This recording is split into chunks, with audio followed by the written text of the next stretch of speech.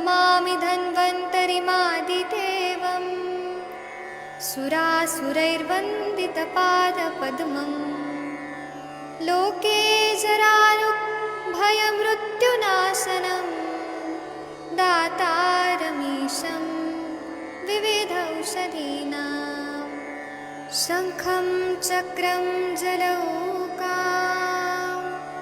दधतं मृतघटं चारुदोर्भिश्चतुर्भिः सूक्ष्मस्वच्छातिहृद्यं शुकपरिविलसन् मौलिमम्भोजनेत्रं कालाम्भोदोज्ज्वलाङ्गं कटितटविलसच्चारुपीताम्बराढ्यं वन्दे धन्वन्तरीन्दं निखिलगदवन् प्रौढदावाग्निलीलं प्रौढदावाग्निलीलं प्रौढदावाग्निलीलम्।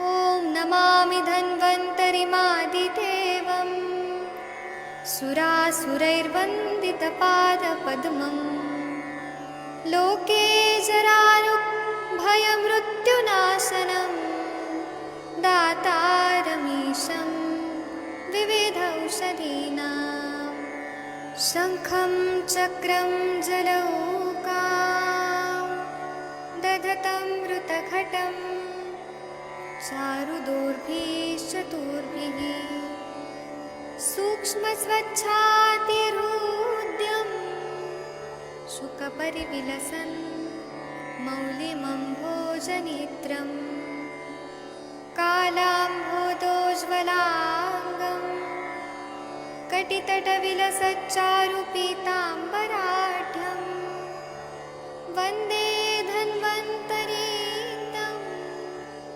निखिलगदवन् प्रौढदावाग्निलीलं प्रौढदावाग्निलीलं प्रौढदावाग्निलीलम्।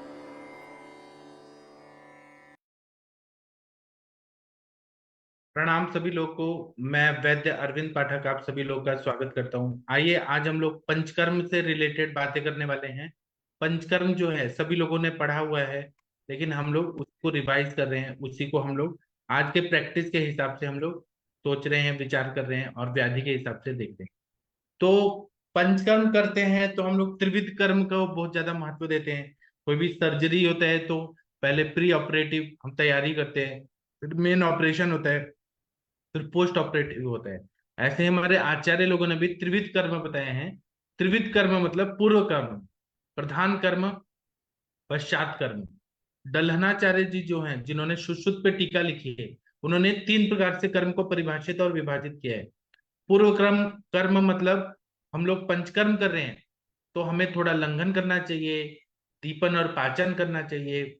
दीपन पाचन क्यों? क्योंकि अग्नि को बढ़ाना है तो हमें अग्नि बढ़ानेंगे, आम का पचन करेंगे, तो फिर जो हम घृत पान कराएंगे, अभ्यंतर घृत पान, उसका अच्छे से उससे स्नेहन होगा। तो दीपन पाचन करके लंघन करा के फिर स्नेहन स्वेदन करेंगे तो ज्यादा फायदा होता है।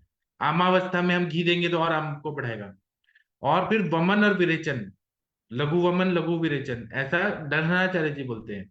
प्रधान कर्म में उन्होंने, क्योंकि वो सुश्रुताचार्य जी के टीकाकार हैं, तो वो प्रधान कर्म व्रण का पाटन और रोपण, ऐसे सर्जिकल प्रोसीजर के बारे में बताते हैं।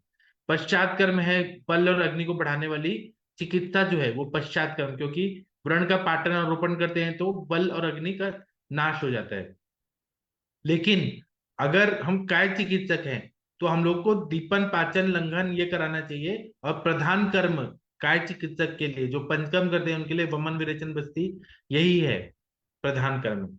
चिकित्सा चिकित्सा जो है वो चिकित्सक कौन सा सर्जरी कर रहे हैं या काय चिकित्सा कर रहे हैं उस पर डिपेंड करता है, पूर्व कर्म, प्रधान कर्म, पश्चात कर्म। यहाँ डलनाचार्य जी ने लंघन, पाचन, दीपन, स्नेहन, स्वेदन, वमन विरेचन करके प्रधान कर्म, ये जो व्रण का पाटन और रोपण करने के लिए बोला है। पूर्व कर्म करते हैं तो वो कब तक करते हैं? तो संचय अवस्था जब रहती है, प्रसर अवस्था रहती है, प्रकोपावस्था रहती है, स्थान संशय अवस्था रहती है, तब हम पूर्व कर्म करते हैं। प्रधान कर्म करते हैं रोगोत्पत्ति के पश्चात किए जाने वाले उपाय जो है इसको प्रधान कर्म बोलते हैं। पश्चात कर्म की रोग पुनः उद्भव ना हो, इस हेतु के लिए जाने किए जाने वाले उपाय को हम पश्चात कर्म कहते हैं। पूर्व कर्म में हम पाचन करते हैं, स्नेहन और स्वेदन करते हैं। स्नेहन और स्वेदन कैसे करते हैं वो आगे हम बताएंगे। प्रधान कर्म में वमन, विरेचन, फिर बस्ती, नस्य, रक्त मोक्षण करते हैं। पश्चात कर्म में संसर्जन क्रम करते हैं। ये प्रोटोकॉल आप लोगों ने सभी ने पढ़ा है।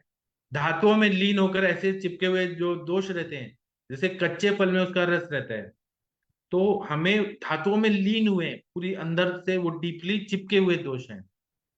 पंचकर्म परिहार विषय क्या है वो देखना बहुत जरूरी है। परिहार का मतलब है कि उतने समय तक संयम से रहें और अहितकर आहार विहार का आदि का सेवन न करें। इसको हम परिहार बोलते हैं। परिहार मतलब जब भी मतलब तेल, मिर्ची, मसाला, अध्वगमन, फिर बहुत ज्यादा अति मैथुन, अति चिंता, अति शोक, अति क्रोध, ये सब नहीं करना है। ठीक है। एक मिनट रुके, मुझे एक अर्जेंट कॉल आ रहा है। जब मैं लेक्चर लेता हूँ तभी लोगों को कॉल बहुत ज्यादा करने लगते हैं जानबूझ के। एक मिनट रुके, मैं कॉल करके आपसे बात करता हूँ, एक मिनट।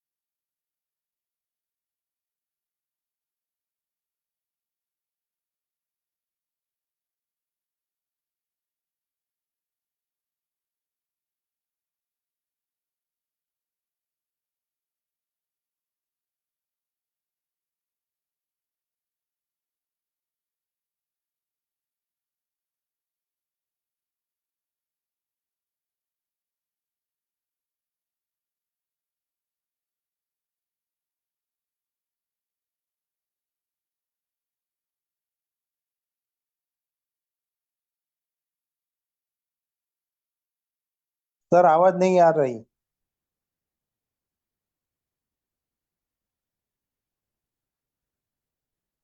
हाँ सर, आप कौन बोल रहे हैं सर? जिन डॉक्टर उत्पल नकुम। हाँ सर, क्या है ना कि जैसे यहाँ पे आपको बेचैनी है ना लेक्चर का, वैसे मेरे हाँ, पीछे वो लोग को भी बेचैनी है कि ठीक मैं। है। हाँ, तो मैं उनसे फोन पे बात कर रहा था, वहां पर भी लोग अशांत हैं। कोई बात नहीं, कोई बात नहीं सर। एडजस्ट कर रहा था। बहुत सारे लोग ना इसी टाइम पे फोन करके परेशान करते हैं जानबूझ के ओके कि ओके, कोई बात नहीं सर, कोई बात हाँ, तो आप धैर्य रखिए। मैं जो किया हूँ तो ये मेरी जिम्मेदारी है कि मैं पूरा कंप्लीट करूँ, नहीं। लेकिन ओके सर, ओके लोग सर। नहीं समझ रहे हैं। आप शांत रहिए, अभी चुप रहिए, एकदम एकदम ओके ओके। चुप, मतलब चुप। मेरे को 2 मिनट फोन कर लेने दीजिए, फिर मैं आ रहा हूँ पढ़ाने के लिए। 2 मिनट रुकिए।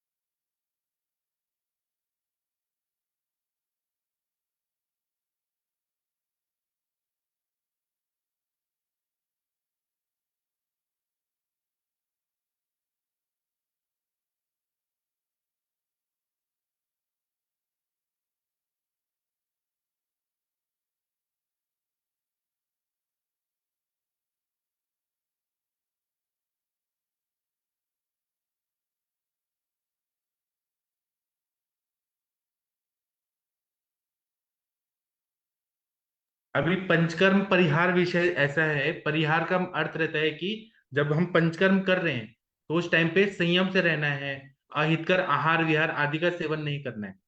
जैसे कि बस्ती आदि कर्म कर रहे हैं तो परिहार काल बताया है कि जैसे कि ठंडा पानी नहीं पीना है, एसी में नहीं बैठना है, मतलब ज्यादा रथ यात्रा नहीं करनी। पहले के जमाने में रथ में लोग घूमते थे, बहुत देर तक बैठे नहीं रहना है, बहुत हवा का सेवन नहीं करना है। बहुत सारे परिहार काल में नियम बताए हैं, उसको पालन नहीं किया तो व्याधि फिर से हो जाएगा।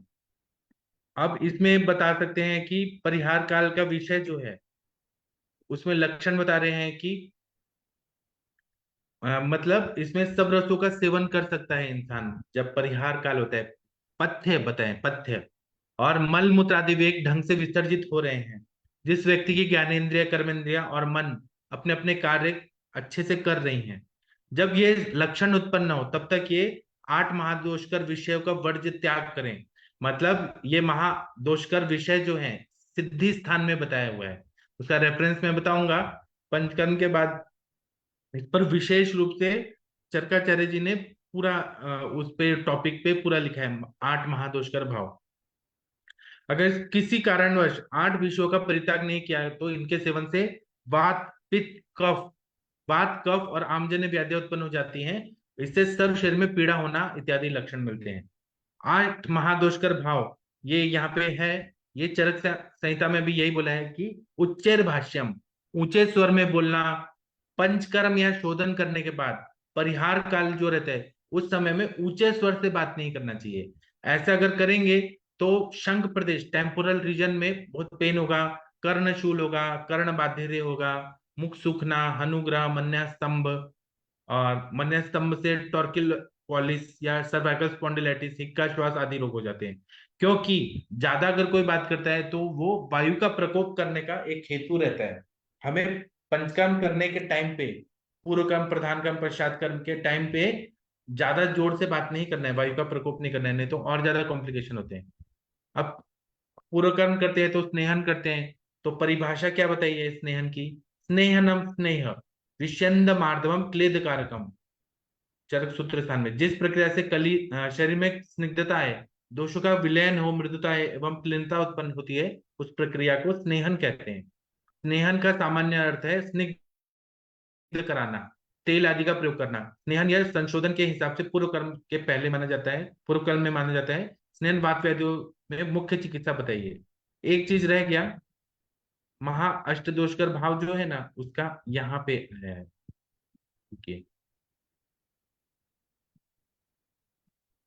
एक कुछ और कुछ कुछ भाग रह गया है वो हम बात करते हैं। हाँ, पंचकर्म करते हैं तो उसके विषय शोधन के सामान्य सिद्धांत क्या है? जब शरीर में दोष बहुत ज्यादा बढ़ जाते हैं, बहुदोष बढ़ने पे चरक सूत्र स्थान में ये बताया है कि अरुचि हो जाती है। हम लोग शमन चिकित्सा कर रहे हैं लेकिन तब भी अरुचि जा नहीं रही है, स्थौल्यता आ गई है, पांडु रोग हो गया है, कोट कंडू, आलस्य, कफ और पित्त का उत्क्लेशन बहुत ज्यादा हो रहा है, अति पुष्टि हो रही है। इंसान खा रहे, पिज्जा खा रहे, मैगी खा रहे, दिन भर कचर बचर कुछ भी जंक फूड खा रहे, तो उसको बहुत ज्यादा पुष्टि हो गई है वहां पे, ऐसा लग रहा है सब ब्लॉक हो गया है। हार्ट में पेन हो रहा है, कॉन्स्टिपेशन हो रहा है, पेट साफ नहीं हो रहा है। तो उपाय ये बताया कि जब दोष अधिक बढ़ जाए तो उनकी चिकित्सा, मतलब दोषों को बाहर निकालने के ही करनी चाहिए। जैसे पानी में डूबे खेत को बचाने या सुखाने के लिए उस खेत की मेड़ को तोड़कर पानी को बाहर निकाल देते हैं, उसी तरह से बहुत दोष जब हो जाते हैं तब हम लोग शोधन करते हैं, वमन करते हैं, विरेचन करते हैं, नस्य करते हैं, बस्ती करते हैं, रक्त मोक्षण करते हैं। मध्य बल दोष होने पे उत्क्लेश, अतिसार, विबंध, उद्गार ये लक्षण होते हैं। अगर मध्य बल दोष है तो मध्यम अवस्था में है तो लंघन और प्रधान रूप से पाचन कराते हैं हम लोग। लंघन मतलब कुछ खाने को नहीं देना है और नहीं तो पाचन कराना है, ये चिकित्सा का सिद्धांत है। मध्यम प्रमाण में जलाशय में जल होने पर वायु, आतप और मिट्टी द्वारा जल सूख जाता है। वायु बहती है, धूप से और मिट्टी अगर डाल दिया जाए तो अपने आप मिट्टी से एब्जॉर्ब होके कैसे भी जल सूख जाता है। ये मध्य बल दोष का उन्होंने उपमान प्रमाण से बताया। अल्प बल दोष होने पर लंघन, उपवास, तृष्णा इत्यादि से दोषों का शमन हो जाता है। जैसे जलाशय में अल्प जल होने से वो अपने आप स्वतः ही सूख जाता है। जैसे त्वचा रोग, प्रमेह, अभिसंधि विकार में लंघन कराना चाहिए। बहुदोष अवस्था में शोधन करना निर्दिष्ट है परंतु बहुत दोष होने पर यदि साम्यावस्था हो तो शोधन नहीं कराना चाहिए, है ना। वो हमें देखना है, बहुत दोष है तो पेशेंट कितना रिकवर कर सकता है। साम दोष, सॉरी सामावस्था, साम दोष जो रहता है वो शरीर में धातुओं में, सामावस्था में धातुओं में लीन हुए रहते हैं दोष और चिपके हुए रहते हैं, जैसे कच्चे फल में उसका रस रहता है। तो हमें क्या करना है, सामावस्था में दीपन पाचन औषधियां सब देनी है। चलिए अभी एक चीज यहाँ पे रह गया, उच्चैर भाष्यम। उच्चैर भाष्यम महा अष्टकर दुष्कर भाव है 8। अगर कोई बहुत जोर जोर से बात कर रहा है, वायु का प्रकोप हो गया है ना, वायु का प्रकोप होने से सर्वाइकल एरिया में पेन वगैरह हो रहा है, या फिर उसको हेडेक हो रहा है टेम्पोरल रीजन में, तो चिकित्सा क्या बताइए चरक संहिता में।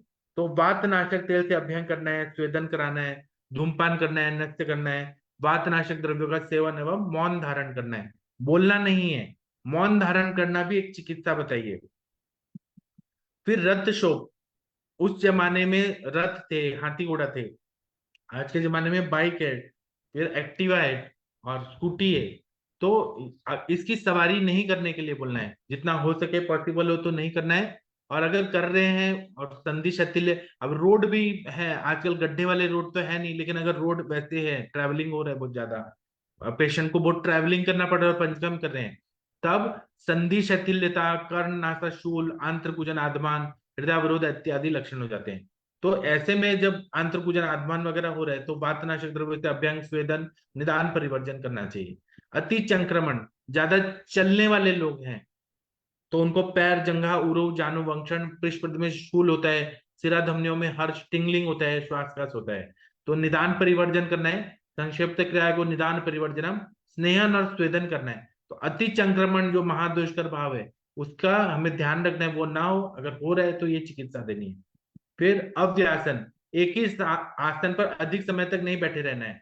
बस्ती लिया है और सुबह से शाम बैठे हैं तो इससे वायु का प्रकोप हो सकता है, वेगावरोध हो सकता है। एक जगह पे नहीं बैठना है, नहीं तो स्विक प्रदेश, वंक्षण, वृषण, कटिप्रदेश, पृष्ठ प्रदेश में वेदना हो सकती है। तो निदान परिवर्जन करना है, स्नेहन स्वेदन करना है, एक जगह पे नहीं बैठे रहना है। और भी है अष्ट महादोषकर भाव, लेकिन इन्होंने 4 ही बताए इस नोट्स में, तो बाकी तो है कि ज्यादा जोर से हंसना नहीं है, और ऐसे छोटे मोटे हैं, अति शीत वगैरह का नहीं सेवन करना है। तो वो सब तो कॉमन है बात। स्नेहन जो रहता है वो मृदुता लाता है, पूर्व कर्म में रहता है। स्नेहन के कुछ गुण बताए हैं। स्नेह द्रव्यों के गुण है, द्रवम सूक्ष्मम सरम स्निग्धम, पिच्छिलम गुरु शीतलम, प्रायो मंद मृदु चयत, द्रव्यम स्नेहनम मतम। मतलब जो द्रव्य स्निग्ध होते हैं वो स्नेहन करते हैं, तो जो चक्षु द्वारा दिखता है कि चिकनाहट वाले होते हैं, जल महाभूत प्रधान होते हैं, इस गुण के कारण क्लेदन करने की शक्ति होती है। कुछ गुरु होते हैं स्नेहन करने वाले द्रव्य, इनका मतलब भारी रहते हैं, वो पृथ्वी महाभूत प्रधान रहते हैं, जल महाभूत प्रधान तो है स्नेहन करने वाले द्रव्य, कफ की वृद्धि करने वाले होते हैं, वात का शमन करने वाले होते हैं। उसी तरह से स्नेहन करने वाले द्रव्य जो रहते हैं, तेल, घृत, वसा, मज्जा, तो मृदु रहते हैं, कोमलता इसका मतलब रहता है, आकाश महाभूत की प्रधानता रहती है, यह गुण सॉफ्टनेस लाने में सहायक होते हैं। इनमें द्रवता रहता है क्योंकि तरल होते हैं। स्नेहन करने, स्नेह द्रव्य गुण में ऐसे रहते हैं कि क्लेदन कर्म करते हैं, शरीर में व्याप्त हो जाते हैं, शीघ्रता से प्रसन्न करने वाले होते हैं, तरल होने के कारण जल महाभूत प्रधान रहते हैं, दोष का विलयन, स्थान च्युति और श्रावण और प्लावन करने वाले होते हैं। पिच्छिल होते हैं, मतलब चिपचिपापन, आंखों से देखा जा सकता है। आप जल भूत प्रधान होते हैं, बल्य, गुरु, आयुष्य, कफ वर्धन, लेपन का कार्य करते हैं। शीत होते हैं, मतलब घी, घी वगैरह आप देखेंगे तो जल और वायु महाभूत प्रधान होते हैं। स्पर्श गम में भी ऐसा लगता है ठंडा है। गुण दाह का नाश करते हैं, मूर्छाहन, आनंद कर उत्साहवर्धन करते हैं। सरगुणात्मक होते हैं, जैसे सरकना या खिसकना, ये गतिशीलता, प्रसन्नशीलता करते हैं, और इनके द्वारा अनुलोमन कार्य होता है। जब भी आप घृत तेल का सेवन करेंगे बस्ती के द्वारा कैसे भी, या ऊपर से, तो पेट साफ होता है, अनुलोमन होता है। वो भी अग्नि मान्यता नहीं रहनी चाहिए, आम ज्यादा नहीं रहना चाहिए, तब ये सरगुण का हमें अच्छा रिजल्ट दिखता है। मंद होते हैं, धीमापन, अर्थात जो देर से कार्य करते हैं उसको मंद गुण कहते हैं। इसके कारण स्नेह द्रव्य शरीर में धीरे धीरे प्रवेश करते हैं और शमन कार्य करते हैं। ये स्नेह गुण के बताए हैं। अब और क्या बता रहे हैं कि अरुण दत्त ने इसे चिरकालिक कहा है। सूक्ष्म होते हैं, सूक्ष्म मतलब बारीक होते हैं, छोटे छोटे या बारीक स्रोतों छिद्रों से प्रवेश कर अपना कार्य करते हैं। नाभक प्रधान गुण वाले होते हैं, मतलब आकाशीय प्रधान होते हैं। सूक्ष्म उनको विवरणशील बताया। स्नेह के भेद जो है वह क्या बताएं, उत्पत्ति के आधार पर। तो स्थावर और जंगम। स्थावर मतलब वनस्पतियों के द्वारा उत्पन्न होते हैं, जैसे तिल, तेल आदि। और जो वनस्पतियों में स्नेह प्राप्त होता है, उससे स्नेह जो बनते हैं उसको हम स्थावर स्नेह बोलते हैं। जैसे कि 18 स्नेह के आशय चरक ने माने हैं। तिल, चिरौंजी, एरंड, शिग्रू, ठीक है, हरण, अखरोट, सरसप ऐसे। और सुश्रुत के हिसाब से स्थावर के भेद क्या है, तो विरेचनोपयोगी जो है दंती, द्रवंती, सप्तला, शंखिनी, वमन के उपयोगी, कृतवेदन, जिमुतक, मदन फल, ऐसा बताया है।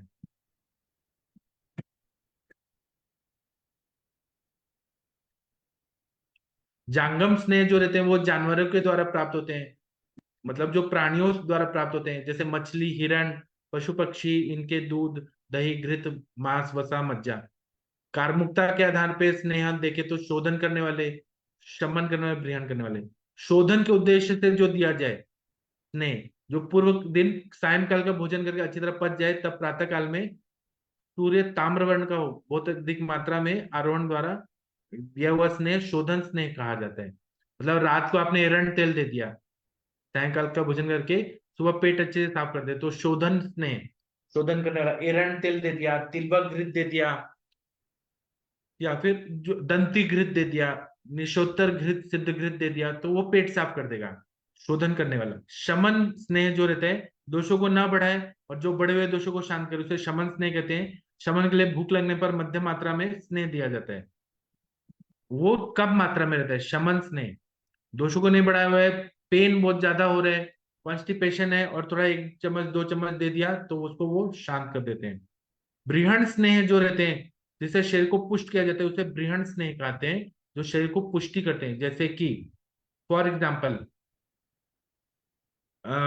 अश्वगंधा घृत, अश्वगंधा घृत देते हैं तो उससे बृहण होता है। तो वो क्या शरीर को पुष्टि करता है, बृहण करता है। विदार्यादिघृत, अश्वगंधा घृत, बलादिघृत, शतावरी घृत बृहणीय द्रव्य है। या हम क्षीरबला तेल का देते हैं, वो बृहण कार्य करता है। क्षीरबला तेल जो है वो बृहण करता है, जहां पे बहुत ज्यादा क्षयात्मक संप्राप्ति होती है।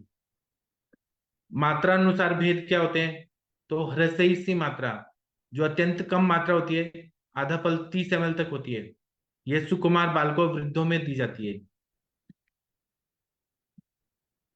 इसकी परीक्षण मात्रा है, इसको रोगी को प्रारंभ में देते हैं, जिससे रोग के कोष्ठ, अग्नि इत्यादि द्वारा पता चल जाए।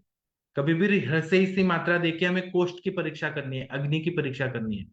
ह्रस्व मात्रा जो रहती है वो 6 घंटे में पच जाए, वो ह्रस्व मात्रा है। यह मृदु कोष्ठी, अल्प अग्नि एवं अल्प दोष में प्रयोग किया जाता है।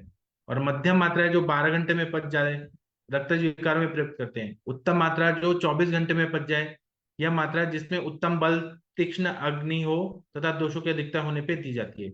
अब इस पे अगर महेंद्र सर, आपने अभी तक जो भी मैंने बोला, इस पे आप कुछ बोलना चाहते हैं तो कृपया बोलिए सर प्लीज।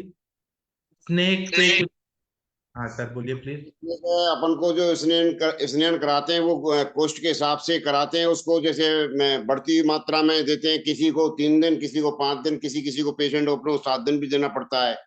अब जैसे घी है, सादा अच्छे घी भी दे सकते हैं, और कोई जो अपना संस्कारित घी है, पंचतिक्त है, महातिक्त है, या और जो घृत आते हैं, उनको उनका प्रयोग भी अपन पेशेंट के हिसाब से अलग अलग उसको अपन करते हैं। जो कोई अम्ल पित्त का है तो उसको तिक्त घृत से भी या महातिक्त घृत से भी अपन स्नान करा सकते हैं। नहीं तो फिर सादा घृत से भी अपन स्नान करा देते। अभी अपने जो हरिहर सर जी है वो करा रहे हैं बार, मैं अपने सादा घी से ही। और जो स्नेह का गुण है, वो स्नेह के गुण जब तक शरीर में नहीं आ जाए, उससे मालूम पड़ जाता है पेशेंट को, पेशेंट के शरीर में, त्वचा में और यूरिन में और मल में उसके स्नेह के लक्षण दिखने लग जाते हैं। और ये आपने अभी बताया था कि उसको जो 6 घंटे में पच जाए वो अल्प मात्रा, और जो 12 में पच जाए वो मध्यम मात्रा, और जो 24 घंटे में पचे वो अधिक मात्रा होती है। तो इस तरह अलग अलग उसका मात्रा के हिसाब से अपन प्रयोग करा सकते। जनरल में आजकल जो है वो 10 ml, 20 ml और 30 ml, 40 ml, 50 ml, इस तरह अपन इसको चलाते हैं जनरली पेशेंट में, क्योंकि इतना ही लोगों की अग्नि है। जो पहले जो पल का बताया कि 50 ग्राम पहले दिन दे दिया, दूसरे दिन 100 ग्राम दे दिया, तो वो मात्रा बहुत ज्यादा हो जाती है। इसके जो गुण है वो आपने बताई दिए कि इसका सूक्ष्म में ये प्रत्येक स्रोतों में जाके और उसमें स्नेहन करता है, मतलब उनको उनको क्लेद पैदा करता है और उनमें चिकनापन पैदा करके और अपने जो स्रोत हैं उनमें आराम से कोई भी क्रिया, जैसे अपन यदि बमन विरेचन वगैरह जो कराना चाह रहे हैं वो आराम से वो प्रक्रिया हो जाती है सब। बहुत अच्छा बताया आपने। कंचन मैडम जी, आप कुछ बोलना चाहती हैं इस टॉपिक पर? सब लोग कंचन मैडम का सुनते हैं, वीना मैडम का सुनते हैं। वीना मैडम, आप कुछ बोलना चाहती हैं स्नेहन पे? कुछ भी बोलिए, लेकिन बोलिए आप लोग। वीना मैडम अगर मेरी बात सुन रही हैं तो आप कुछ बोल सकती हैं। सर 5 मिनट के बाद बोलूं ठीक है, प्लीज? 5 मिनट के बाद बोलिए आप। सेशन होने के बाद, हाँ। हाँ ठीक है। शशि मैडम, आप कुछ बोलना चाहती हैं? नहीं तो मैं आगे बढ़ता हूँ। आप लोग, हाँ बोलिए शशि मैडम, कुछ बोलना चाहती हैं? हाँ जी सर, गुड इवनिंग सर। ये बात तो सही है, जब स्नेह की मात्रा का बोलते हैं तो तरह की मात्रा है, हर्ष मात्रा और मध्य मात्रा और दीर्घ मात्रा है। और जब हम लोग घृतपान स्टार्ट कराते हैं, होता है चाहे महातिक्त घृत का पान कराएं, चाहे त्रिफला घृत का पान कराएं, चाहे प्लेन घृत का भी, क्योंकि स्नेह की 64 प्रविचारणाएं चरक ने दी है, तो हम लोग किसी भी हिसाब से करा सकते हैं, मतलब युक्ति अपना लगा करके। तो वहां पर जो एक ह्रस्व मात्रा है दैट इज 25 ml। तो नॉर्मली 25 या 30 ml से बहुत लोग स्टार्ट करते हैं और डेली 30 या 25 बढ़ाते जाते हैं, 300 ml तक भी जाते हैं। जैसे मैंने खुद अपना, जब मेरा विरेचन हुआ था तो मैंने 30 से स्टार्ट किया था, और लास्ट डे मैंने जब 300 ml लिया था तो वो उस दिन मैंने पूरा वॉमिट कर दिया था, पूरा निकल गया था। और वो था वो बड़ा खतरनाक सा दैट इज महातिक्त घृत, तो उसकी तो स्मेल ही बहुत चढ़ती है। और नॉर्मली स्नेह का एक तो पंचकर्म के हिसाब से एक औपीडक स्नेह भी बहुत बढ़िया है स्नेह है, जैसे मैं उसमें सबसे ज्यादा शतावरी घृत यूज करती हूँ तो उसके भी अच्छे रिजल्ट आते हैं। और एक स्किन की डिसीज के पेशेंट थी, थोड़ा डिस्टेंट पेशेंट थी, तो उनके केस में प्रॉब्लम थी कि क्या करें क्या नहीं करें, बहुत एग्जैक्ट नहीं हो समझ में आता है इंसान दूर से, क्योंकि पेशेंट बोलता है कि तो मेरी पित्त प्रकृति है, और स्किन के इशू था, स्नीजिंग वगैरह सारी चीजें थी। तो वहां मैंने उनको 1 ml या 2 ml से स्टार्ट किया था एक्चुअली महातिक्त घृत, और धीरे धीरे करके अमाउंट बोला था 1 वीक के आसपास बढ़ाएंगे जैसे जैसे आपकी अग्नि का वर्धन होगा। तो वहां मैंने महातिक्त घृत स्टार्ट किया था, और वो भी उनका बहुत बढ़िया रिजल्ट रहा। मतलब उसमें नस से कराया था, बहुत मिनिमम मेडिसिन थी। एक दीपन पाचन के लिए हमने पंचकोल दिया था हार्डली उनको, और एक शोधन के लिए, मतलब थोड़ा सा अनुलोमन हो जाए तो उसके लिए मैंने उनको कैस्ट्रॉल दिया था, और वो आराम से कैस्ट्रॉल ले रही थी। और मेनोपॉजल एज की लेडी थी, मेनोपॉजल वाले भी कुछ कुछ साइन सिम्टम शुरू हो गए थे, बट महातिक्त घृत का पान कराया था। तो अकॉर्डिंग टू डिसीज अगर हम स्नेह का अच्छे से करा लेते हैं, और सबसे पहले दीपन पाचन करा करके अगर हम स्नेह का सेवन कराते हैं, या मेरा जैसे कंसेप्ट ये है कि एक टाइम की रोटी में बंद करवा देती हूँ सबसे पहले, और 1 ml से स्टार्ट करूंगी, बट करूंगी स्टार्ट वो मतलब प्रॉपर बमन विरेचन के लिए नहीं करें, नॉर्मली भी स्नेह जब इस तरीके से सेवन कराया जाता है और धीरे धीरे वीकली आप बढ़ाते जाते हो तो उसमें बहुत बढ़िया रिजल्ट आता है। और स्नेह तो एटलीस्ट मात्रावस्थी में भी स्नेह ही देते हैं, बट ओवरऑल जो स्नेह की कल्पना है वाकई बहुत अच्छी कल्पना है, जो मतलब हमारे शास्त्रकारों ने बताया हुआ है। जी सर, थैंक यू सर।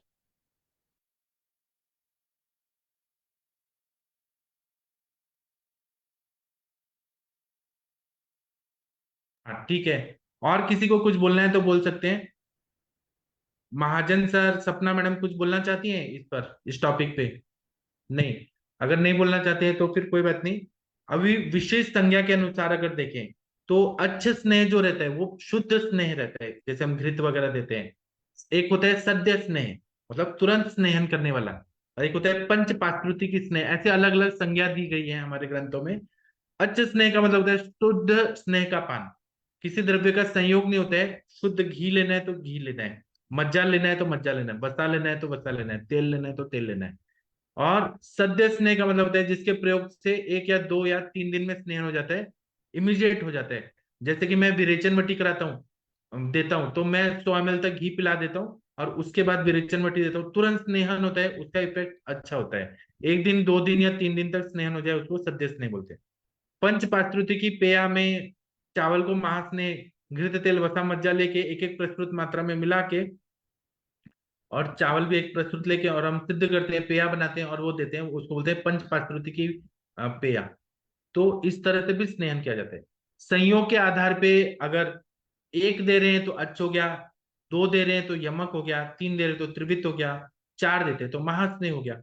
उत्तम स्नेह जो रहते हैं वो स्नेह के चारों प्रकारों को हम बोलते हैं घृत तेल वसा मज्जा महास्नेह होता है या उत्तम स्नेह कहते हैं। और इसमें घृत को सर्वश्रेष्ठ माना गया है क्योंकि उसको संस्कारानुवर्तन बोला जाता है। संस्कारानुवर्तन का मतलब ये है कि घृत को अगर चित्रकादि घृत में चित्रकादि घृत हम बना रहे हैं तो चित्र के सारे गुणों को वो अपने में ले लेगा और अपने गुण को भी नहीं छोड़ेगा। मतलब चित्रकादि घृत लेने से ये होगा कि अगर दीपन पाचन करना है या पिपल्यादि घृत लिया या त्रिउष्णादि घृत लिया तो वह उसके सारे गुणों को ले लेगा और दीपन पाचन कार्य करेगा और अपना जो शीतलता है त्रिदोष शामक उसको भी नहीं छोड़ता है। यह संस्कारानुवर्तन होता है। और घृत बनाने में बहुत सारी अग्नि का कार्य होता है कि जैसे गाय है वो घास को खाती है तो एक अग्नि का कार्य हुआ। गाय गाय लेने के बाद फिर अंदर से जुगाली करके फिर चबाती है उसको जब वो बैठती है शांत। उसके बाद में गाय के अंदर अग्नि का प्रक्रिया होता है फिर दूध बनता है फिर उसके बाद में हम उसका दूध दूहते हैं तब एक अग्नि की प्रक्रिया होती है। फिर वो दूध को हम फिर बॉईल करते हैं फिर हम उसको फिर दही बनाते हैं दही को फिर हम मथते हैं फिर उसके बाद में तक्र बनता है और जो मक्खन होता है मक्खन बनता है फिर उसको हम वो बटर को फिर हम गर्म करते हैं फिर इस तरह से प्रक्रिया होती है। तो इसमें संस्कार बहुत ज्यादा हुए रहते हैं इसलिए इसको संस्कारानुवर्तन बोलते हैं। घृत के गुण और उपयोग है कि घृत दूध का विकार है दूध से बना हुआ चीज है सब स्नेहों में श्रेष्ठ है। घृत स्निग्ध होने से वात शामक है शीत होने से पित्त शामक है योगवाही है कफ शामक है द्रव्य से धोकर कफ शामक हो जाता है। शरद ऋतु में सर्पीपान कहा गया है। घृत का चिकित्सा में कई जगह उपयोग किया गया है। नेत्र के लिए त्रिफला घृत शतावरी घृत का प्रयोग किया गया है। गुग्गुल तिक्त घृत का हम लोग प्रयोग करते हैं। महातिक्त घृत जीवनीय घृत हिंगवादी घृत इतने सारे घृत हमारे ग्रंथों में बताए गए हैं तो हमें अलग अलग जगहों पे अलग अलग घृत का प्रयोग करना चाहिए। और घृत जो है ये दाह को कम करता है स्वर और वर्ण का प्रसादन करता है शुक्र और रस का वर्धन करता है नेत्र विकारों में हितकारी है बुद्धि स्मृति धारणा शक्ति को ये बढ़ाता है। तो घृत पे आदरणीय कंचन मैडम या कोई भी कुछ बोलना चाहते हैं तो बोल सकते हैं। घृत के बारे में आप लोग का प्रैक्टिकल चीज बताइए। महेंद्र सर आप कुछ घी के बारे में बताना चाहेंगे? महेंद्र सर कुछ बोलिए आप सर घी के यदि बारे अपन विचार करें तो घी के बारे में जो संस्कार घी है उनके बारे में अलग अलग घी का जैसे अभी मैडम बता थी मध्यष्टि है शतावरी है या फिर जैसे अपन लेडीज का जो यदि हम इस तरह का करा रहे हैं किसी गायनी का तो हम उसको फलग्रस्त से भी प्रयोग करा सकते हैं। और साथ में अपने जो और जीवन इत्यादि ग्रंथ वगैरह हैं उनका उनका प्रयोग भी अपन करा सकते हैं। और सादा ग्रंथ का भी अपन प्रयोग कराते हैं। यदि संशोधन के हिसाब से करा रहे हैं संशोधन के हिसाब से भी इनका स्नान करा सकते हैं। और यदि किसी विशेष डिजीज के लिए करा रहे हैं तो विशेष डिजीज के लिए हमारे यहाँ अलग अलग जैसे अभी आपने बात तृष्णा दी है तो वो पाचन का काम भी करता है और साथ में स्नान का काम भी करता है। तो उससे यदि अपने शरीर में रुक्षता है तो उसका दीपन पाचन और साथ में क्या नाम है उसका स्नान दोनों काम हो जाते हैं। तो कई पेशेंट के रुक्षता ज्यादा होती है तो उनको अपन इसका प्रयोग कराते हैं क्योंकि जनरली में तेल का प्रयोग कम कराते हैं इस तरह से पान वगैरह में और अपन घी का प्रयोग ही ज्यादा प्रयोग करते हैं। Thank you sir. बहुत अच्छा बताया सर आपने। कंचन मैडम आप अभी पेशेंट देख रही हैं क्या? असली में कंचन मैडम का सब लोग सुनने के लिए आते हैं।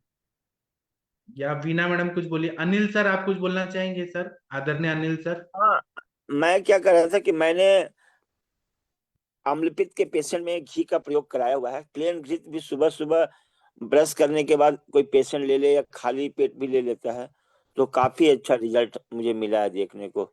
मैंने काफी इवन शतावरी घृत भी कोई पेशेंट खाता है तो वो भी काफी अच्छा इफेक्टिव है।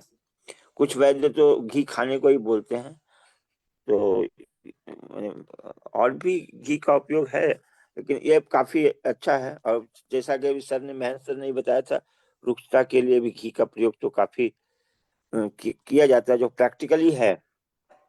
इतना ही बोलना है सर। और जो ये घृत जो रहता है ना वो सामावस्था में विषवत होता है ऐसे बोला है। सामावस्था में घृत नहीं देना चाहिए दीपन पाचन करके देना चाहिए।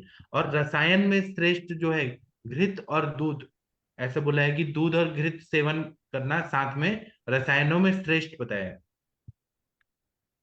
श्रित घृताभ्यासम रसायनम श्रेष्ठम ऐसे बताया है, अग्र संग्रह में देखा है जाए तो। हाँ हाँ सर जी बोलूं। मैडम, आप बोलिए कुछ।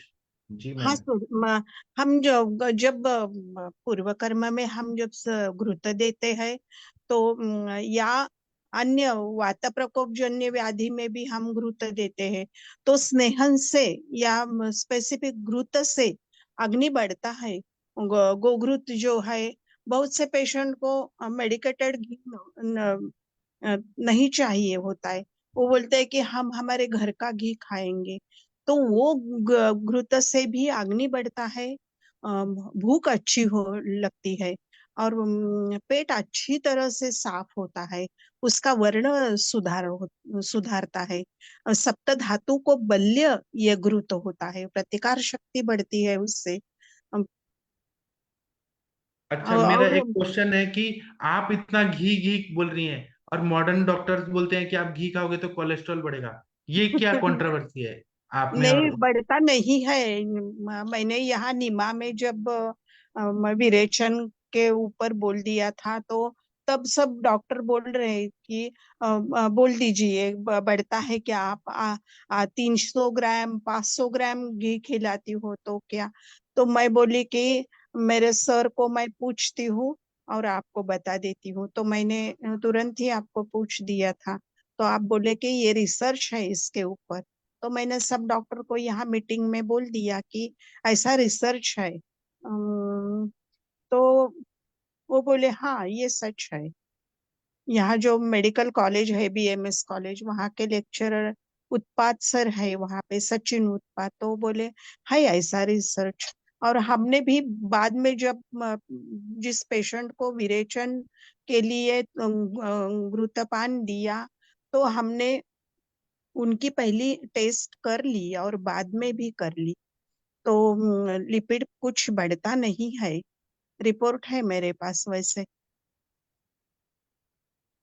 और आपका शब्द तो प्रणाम ही है हमें। असली में मुझे ये कहना है कि कोलेस्ट्रॉल और लिपिड और ये सब क्या है, नहीं बढ़ता। धात्वग्नि मंद अगर होता है हाँ तो वो जो स्नेहांश हम खा रहे हैं तेल हाँ के रूप किसी भी रूप में, वो आम है, वो असली में आम है जो स्रोतस में अवरोध कर रहा है। हाँ आयुर्वेद चिकित्सा में हम क्या करते हैं, दीपन पाचन करके तब घृत पान दे रहे हैं, तो वो हाँ अगर अग्नि अच्छा है और घृत पच जा रहा है पूरा, तो हाँ कोलेस्ट्रॉल को कैसे बढ़ाएगा, वो तो कम कर देगा ना, पाचन कर देगा, वो तो अग्नि को बढ़ा के हम देते हैं। हाँ हर चीज का युक्ति प्रमाण से हम प्रयोग करें, युक्ति लगा के करें तो कुछ नहीं होता। हमारे यहाँ घृत के बारे में जो बताया कि घृत का निषेध जो किया, उनको उनको जब किसी ने पढ़ा ली उसके हिसाब से, यदि कोई अनजान के हिसाब से देगा तो अलग बात है। क्योंकि अपने यहाँ बताया है कि बहुत ज्यादा जो क्षीण हो, विसूच का हो, विबंध हो, या मदाते का पेशेंट हो, ज्वर का हो, मंदाग्नि का हो, प्रमेह का हो, उनको घृत वहाँ का तो प्रयोग करना विषवत, चाहिए। वहाँ विषवत होगा। अपने नहीं देखे और अपन आंख मीच के दे रहे हैं, ठीक है, अपन ने तो कह दिया घी खिलाना है, बस खिलाना है, ये कोई तो थोड़ी, तो सारे कुछ बढ़ेंगे भी और दिक्कत भी होंगी, कॉम्प्लिकेशन भी आएंगे। हाँ, और ये तो हमारे चरकाचार्य बोलते ही हैं कि आम अवस्था में आप घृत देंगे, ज्वर नहीं। में देंगे, आमावस्था में देंगे तो वो जहर है, वो तो मृत्यु को लेके आएगा। हाँ हाँ तो रोगे सामे विशुच्याम च विबंधे च मदाते ज्वरे मंदा अनले में च सर्पी बहु मन्यते, इनमें घृत का प्रयोग नहीं कराना चाहिए। हाँ जी, तो घृत कैसे देना है और हमारा आयुर्वेद का चिकित्सा यही है, दीपन पाचन अनुलोमन। पहले दीपन करें, पाचन करें, फिर अनुलोमन करें, उसके बाद हम चिकित्सा करते हैं। हम घृत भी दे रहे हैं तो पचना तो चाहिए, और इसलिए ये रसई मात्रा, ह्रस्व मात्रा, मध्यम मात्रा, ये क्यों बताए कि कोष्ठ के हिसाब से हमें देखना है, अग्नि के हिसाब से देखना है, तब वो मात्रा को डिसाइड करना है कि कितने देर में पच जा रहा है। पचना सबसे बड़ा इंपॉर्टेंट काम है। अगर वो पच रहा है तभी वो दाह को कम करेगा, स्वर और वर्ण का प्रसादन करेगा, शुक्र को बढ़ाएगा, रस को बढ़ाएगा, नेत्र। अभी शुक्र कैसे बढ़ाता है उस पर मैं बताता हूँ। मेरे पास बहुत सारे ऐसे पेशेंट आते हैं जो इनफर्टिलिटी के पेशेंट आते हैं, सीमन एनालिसिस में स्पर्म मोटिलिटी बहुत कम रहता है, अजोस्पर्मिया, ओलिगोस्पर्मिया, अलग अलग उनको अस्पर्मिया ऐसे रहते हैं। तो जब हम उनका दीपन पाचन करते हैं और हिस्ट्री में मिलता है कि मास्टरबेशन बहुत किया, हस्तमैथुन से बहुत शुक्र निकाला, और हिस्ट्री में ऐसा होने के बाद वो शुक्र का क्षय बहुत ज्यादा हो गया है, स्त्रोतस अवरोध हो गया है, क्षय से वायु का प्रकोप हो गया है। तब हम वहां पे दीपन पाचन करके जब हम वृक्ष दवाइयों के साथ और स्नेहन करते हैं तो शुक्र अपने आप बढ़ जाता है, और वो दिखता है एनालिसिस में, सीमेन एनालिसिस में कि शुक्र बढ़ गया। और रक्त को भी बढ़ाता है। नेत्र विकारों में आप लोगों ने देखा होगा एट्रोपिक चेंजेस होता है, या ये जो कंचन मैडम के भाई है ना, उनको वो था कि क्या बोलते हैं, आंखों में दिखना कम हो रहा था, ड्राई आई सिंड्रोम जो बोलते हैं, लैपटॉप पे ज्यादा काम करने से। या रेटाइनल डिटैचमेंट होता है, रेटाइना जो है डिटैच होता है, तो वहां पे हम क्या, या एट्रोफी ऑफ रेटिनल जो नर्व रहता है, सॉरी ऑप्टिक नर्व जो रहता है उसका एट्रोफिक चेंजेस हो रहा है। तो ये सब क्या है, वहां पे हम स्नेहन करते हैं, घृत का महात्रिफला घृत वगैरह देते हैं, नस्य देते हैं, तो वो नेत्र विकार ठीक हो जाते हैं, दिखाई देना अच्छा होने लगता है। या बुद्धि स्मृति धारणा शक्ति को बढ़ाता है घृत, इसका बहुत ज्यादा महत्व है। मेरे पास एक पेशेंट आते थे, वो सरपंच थे किसी जमाने में, और बाद में वो एमएलए एमपी बने, मैं उनका नाम नहीं लूंगा अभी। वो मुझे अपना हिस्ट्री बता रहे थे, वो आए थे किसी और का इलाज करने के लिए। वो मुझे ये बता रहे थे कि डॉक्टर साहब, मैं पहले यहाँ पे तालीम होता है, मतलब वो जो पहलवानी करते हैं ना, एक्सरसाइज वगैरह, कोल्हापुर में लोग पहलवान बनने जाते हैं, तो वो काम करते थे, बहुत मजबूत थे वो। तो वो बोलते थे कि मैं 1 किलो भैंस का घी एक दिन में पचा लेता था, इतनी मेरी अग्नि तीव्र थी। और पहले के जमाने में वो मिट्टी के घर होते थे ना, तो मैं सिर से भिंत तोड़ता था, ऐसे बोलते थे। और एक बार वो जा रहे थे तो बुलेट लेके जा रहे थे उस जमाने की, और जा रहे थे और रोड खराब था, कीचड़ में गिर गए, तो वो बुलेट भी गिर गई। उन्होंने खुद अपने हाथ से बुलेट को उठाया, इतना वो ताकत थे उनके। तो अग्नि भी अच्छी थी, और उतना वो पचाने के लिए व्यायाम भी करते थे। और वो ऐसा बोलते थे कि मेरा हड्डियां कभी फ्रैक्चर नहीं हुई, मैं कितना भी गिरता था, कुछ भी होता था, जल्दी हील हो जाती थी। तो घृत का इतना फायदा होता है। और पहले के जमाने में जो लाठी वगैरह होता था ना, जो डंडा होता था, उसमें तेल, सरसों का तेल पिलाते थे, तो उससे वो मजबूत और टूटता नहीं था। ऐसे ही ये सिद्धांत के हिसाब से हमें बस्ती या घृत पान कराना बहुत जरूरी है, लेकिन उससे अग्निमंद ना हो, उससे धात्वग्निमंद ना हो। नहीं तो वो फिर अगर हम व्यायाम नहीं करेंगे और घृत पान ही कर रहे हैं, स्निग्ध चीजें खा रहे हैं, तो वो प्रमेह का भी हेतु बन जाता है। इसको ध्यान में रखना है। हाँ, आप लोग कुछ बोलना चाहते हैं, बोल सकते हैं प्लीज। प्लीज कुछ बोलिए आप लोग। हाँ, वीना मैडम बोलिए। में जब हम स्नेहपान, बाह्य स्नेहपान और आभ्यंतर स्नेहपान देते हैं, तो वही आपने जो डंडे का अभी उदाहरण दिया, उसी तरह से स्निग्धत्व आभ्यंतर से बाह्य स्नेहन हो जाने के लिए ही हम बाह्य मॉलिश करके स्वेदन भी बाद में देते हैं। और वो द्रवत्व जो चिपके हुए दोष है, वो अन्य जगह जो गए हुए दोष है उनको पतला करके वो डाइजेस्टिव सिस्टम में लाने के लिए हम पूर्व कर्म में स्नेहन स्वेदन देते हैं।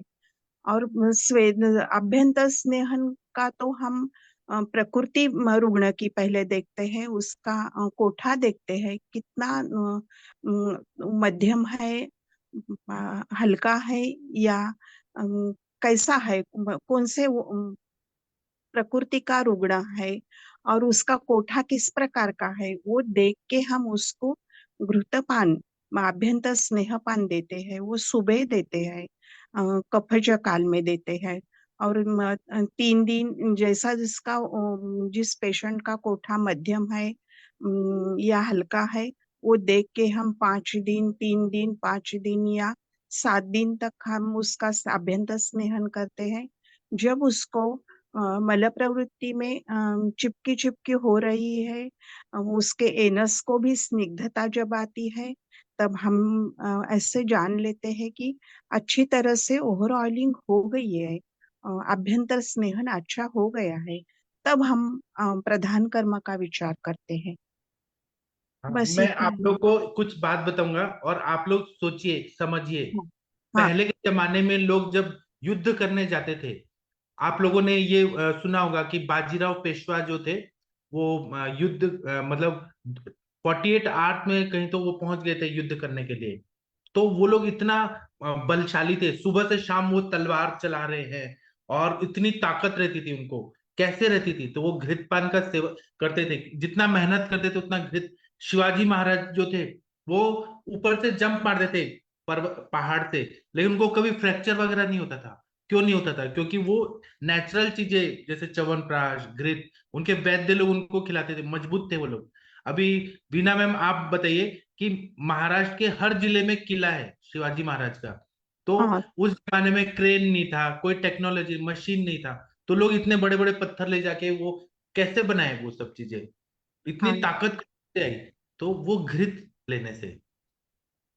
हाँ हाँ, तो घृत लेने से मजबूत। अभी आजकल लोग बैठे रहते हैं एक जगह, बैठे बैठे ही अचानक ही ज्यादा बैठ रहे हैं तो नर्व कंप्रेशन हो रहा है, स्लिप डिस्क हो रहा है, आईटी वाले लोग को स्लिप डिस्क हो रहा है, स्पॉन्डिलाइटिस हो रहा है, सर्वाइकल स्पॉन्डिलाइटिस, ये वो क्यों हो रहा है? क्योंकि स्नेह नहीं जा रहा है और उतना व्यायाम नहीं है, दिनचर्या बिगड़ा हुआ है, रात्रिचर्या बिगड़ा हुआ है, सब रुक्षता बढ़ रही, वायु का प्रकोप हो रहा है, बालों में भी जो तेल लगाया जा रहा है वो डबल रिफाइंड पैराशूट।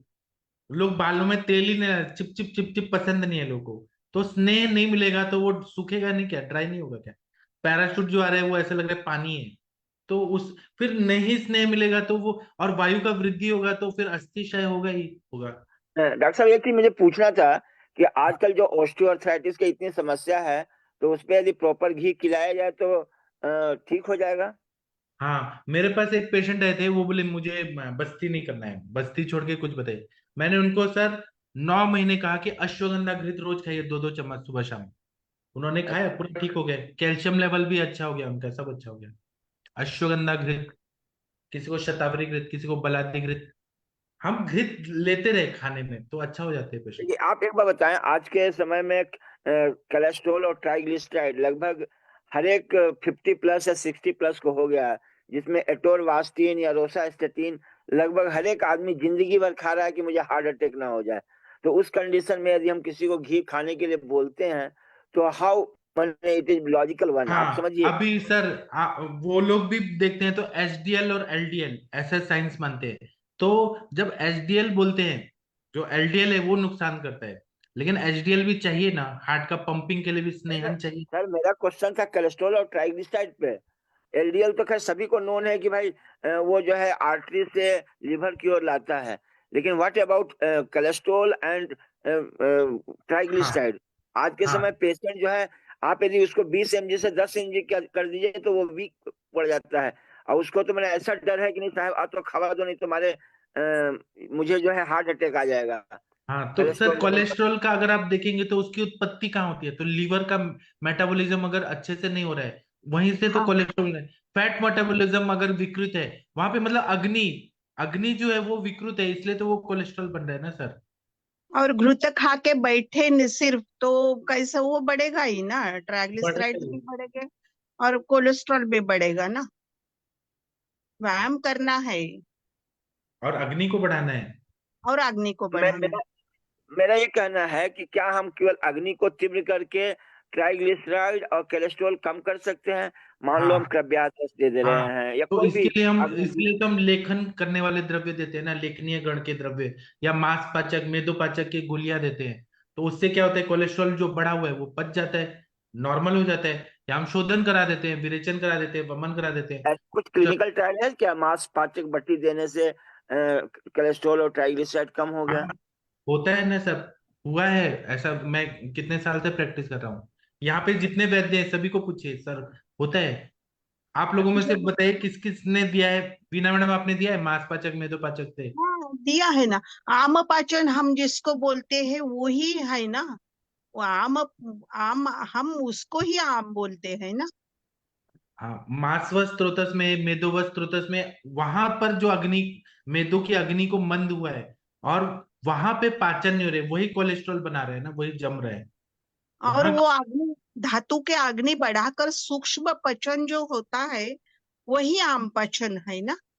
हाँ, मतलब धात्वग्नि लेवल तक अगर हमने आम का पचन कर लिया, सूक्ष्म या भूताग्नि लेवल तक आम का पचन कर दिया, तो कोलेस्ट्रॉल पच जाएगा, ठीक हो जाएगा, और स्नेहन भी होगा। वहां पे जो आर्टरीज वेन्स के जो वॉल्स है, ट्यूनिका इंटरना मीडिया के एक्सटर्ना, उसको स्नेहन होगा, फ्रेजिलिटी भी ठीक हो जाएगी, तो सब ठीक ही हो जाएगा ना।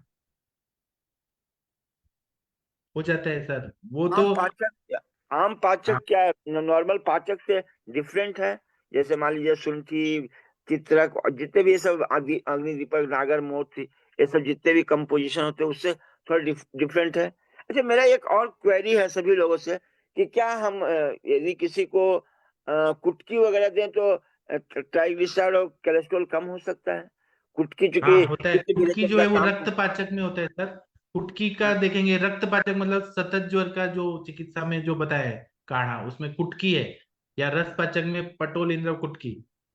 अच्छा तो अच्छा। ये रसगत आम का पचन करता है, तो होता है ना सर, कुटकी से फायदा होता है ना, कोलेस्ट्रॉल कम हो जाता है थोड़ा थोड़ा दिया तो।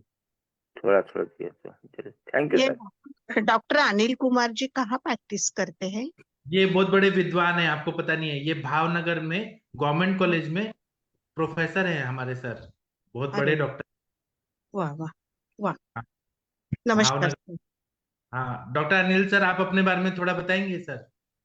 अरे नहीं नहीं, आपने बहुत ज्यादा बोल दिया, मैं तो बस प्रोफेसर हूँ। वहाँ पे एक्चुअली डायबिटीज क्लिनिक जो मेरा ओपीडी होता है वहाँ पे ज्यादातर पेशेंट आते हैं, तो जो पेशेंट का फीडबैक होता है उसी के माध्यम से जो मैं अनुभव करता हूँ उसको जस्ट मैं भी सीख रहा हूँ कि भाई हाउ आई कैन, मैं उसको कैसे मिनिमाइज कर सकता हूँ कि किसी को बोल सकूँ कि नहीं आप एटोरवास्टिन नहीं लीजिए, रोसास्टेटिन मत लीजिए, मैं आपको इससे ठीक कर दूंगा। तो इसलिए सर हम मेरा इसलिए विरेचन, मैंने आपको विरेचन वटी भी भेजा है सर, आपको मिला क्या विरेचन हाँ, वटी? अभी मैं अभी राजकोट आ गया हूँ, मैं मंडे को जाऊंगा भावनगर, तो वो सामने साथ रखा होगा, मैं ले लूंगा। हाँ, तो सर ऐसा अनुभव में आया कि विरेचन करा दिया, फिर उसके बाद में रस पाचक, रक्त पाचक, मांस पाचक, मेदो पाचक, इसको बदल बदल के दिया हमने। आम एक्चुअली सर पाचक। मैं आपको बताऊं पेशेंट की साइकोलॉजी क्या है ना, वो एक दो मेडिसिन लेना चाहते हैं। मॉडर्न मेडिसिन की ब्यूटी क्या है, I am not supporting the modern medicine, लेकिन वहां पे क्या होता है जितने भी आप खाली बस एक रोसास्टेटिन का टैबलेट 10 mg का खाता है, बस उसको पता भी नहीं चलता है सर। तो लोग सर स्मूथनेस लेकिन चाहते हैं, मैंने जो रियलाइज किया है पिछले आपका बात सही है, लेकिन स्टैटिन दवाइयों से परमानेंट वो ठीक हो जाता है क्या, ये नहीं क्वेश्चन। ठीक होता है, लेकिन उनको फर्क नहीं पड़ता ना सर। उनको बस चाहिए कि हाँ हमारा चीजें सामने में पैरामीटर में विजुअल हो। पैरामीटर में उसको यदि 1 महीना दवा खा लिया, जैसे मान लीजिए मैंने काफी पेशेंट हमारे सामने मॉडर्न डॉक्टर का भी लेके आते हैं, 1 महीना यदि 10 mg खा लिया है, 20 mg खा लिया, तो उसको सीधे 50 कम हो जाता है। तो उसको विश्वास हो जाता है कि भाई इसको खाने से ही मेरा कम होता है, तो चलो इसको चलाते रहो। और हम 1 महीना उसको आरोग्य वर्धिनी बटी खिला देते हैं, उसके बावजूद भी उसमें बहुत ज्यादा फेर नहीं पड़ता है। तो फिर वो पेशेंट जो है वो हो जाता है, चाहे बहुत सा चीज दे दो, थीमालिप दे दो, जितने भी पेटेंट दवाएं आते हैं, लेकिन वो सब फिर लगता है कि केवल हम we are talking about the theoretical नहीं, थिंग। तो सर उसका कारण आयुर्वेद नहीं है, उसका कारण ये है कि आयुर्वेद की दवाइयां बहुत अडल्ट्रेटेड बन रही है, बहुत आजकल लालच बहुत ज्यादा बढ़ गया, तो आरोग्यवर्धक वटी देने के बाद भी नहीं हो रहा है, मतलब वो दवाई की गुणवत्ता कम है, वो भाई अच्छी। दवाई की गुणवत्ता का नहीं, आज जो पेशेंट है वो परहेज नहीं करना चाहता, उनका जो उनके जो निदान है उनका सेवन करता रहता है, उसके चक्कर में सारी स्थिति होती है। अब बस बस ट्राई ये एकदम सही कहा है सर। करो, पाचन का अपन काम करो, कहीं दिक्कत ही नहीं है। आपको 15 दिन में रिजल्ट मिल जाएगा, 1 महीने की बात कर रहे हो आप सही गोलियां यही दे। सच है। महेंद्र सर ने जो बताया वही सच है, पेशेंट के पास पेशेंस नहीं रहा, बिल्कुल पेशेंस नहीं है उनके पास। तो ये देखो ना, परहेज कराओ उसको, अब परहेज नहीं करना चाहता फिर वापस फिर होगा, वो तो उससे भी होगा, एलोपैथिक से भी। सर डोज एलोपैथी बढ़ा के दो। डॉक्टर भी यही कहते हैं कि सुबह ज्वर के लिए टेम्परेचर लेके हमारे पास सुबह आया तो शाम को और दूसरे डॉक्टर के पास जाता है ज्वर नहीं कमी हुआ तो वो सही क्या बात। बोलते हैं कि हम इससे बड़ा एंटीबायोटिक देंगे, हमारा क्या जाता है। हमारे क्लिनिक के बाहर पेशेंट गया तो उससे हमारा संबंध समाप्त हुआ, वो कुछ नहीं लगता हमारा, हमारी फीस हमें मिली, हमें कुछ विचार करने का वैसा हमारा नहीं है। हम पेशेंट के लिए बहुत विचार करते हैं, हमारे हाथ से उसका नुकसान न हो इसका बहुत ध्यान रखते हैं। ये हमारी मन ऐसा तैयार ही नहीं होता हमारा। सही बात है मैम। हाँ, पेशेंट एलोपैथी के लोगों को भी वैसे ही करते हैं क्योंकि उनको पर्याय भी बहुत मिला है। इतने डॉक्टर है एक गली में, 10-15 डॉक्टर मिलेंगे। आज वो सुबह एक डॉक्टर, दोपहर में एक डॉक्टर और रात को एक डॉक्टर देखते हैं पेशेंट एलोपैथी के भी। तो हमें ये दुख नहीं रहना चाहिए। ठीक है मैम, थैंक यू मैम। और दूसरा बताए कि हम तो हम पे विश्वास है, वो हमसे लेगा, नहीं विश्वास है मत ले। जबरदस्ती क्यों देना है कि घी खाओ मत खाए, उसकी मर्जी है, हम अपना काम करें बस। जी सर केवल तिलकट्टू से ट्राइग्लिसरीन कम हो सकता है, हाँ केवल तिलकट्टू। केवल तिलकट्टू से? हाँ, क्या? आप तिलकट्टू को दोनों टाइम देखिए, देखो कब सामूहिक चिकित्सा उसमें करनी चाहिए, कब सामूहिक चिकित्सा करोगे तो उस पेशेंट को ठीक मिलेगा 101%। कब का ही रोग है वो सारा ही। ठीक है सर, मैं ट्राई करके देखूंगा। ठीक है। अभी ना 8:04 हो गया, हमारा सेशन अभी बंद करने का वक्त आ गया है, थोड़ा ब्रेक भी चाहिए, बहुत पढ़ाई हो गया। अब हम 9 बजे मिलेंगे क्लिनिकल केस डिस्कशन में। ये श्रृंखला हम नेक्स्ट लेक्चर में करेंगे। तब तक के लिए क्षमा प्रार्थी हूँ। थैंक यू, प्रणाम सभी लोग को। अब हम रात को 9 बजे मिलेंगे। थैंक यू सभी लोग को।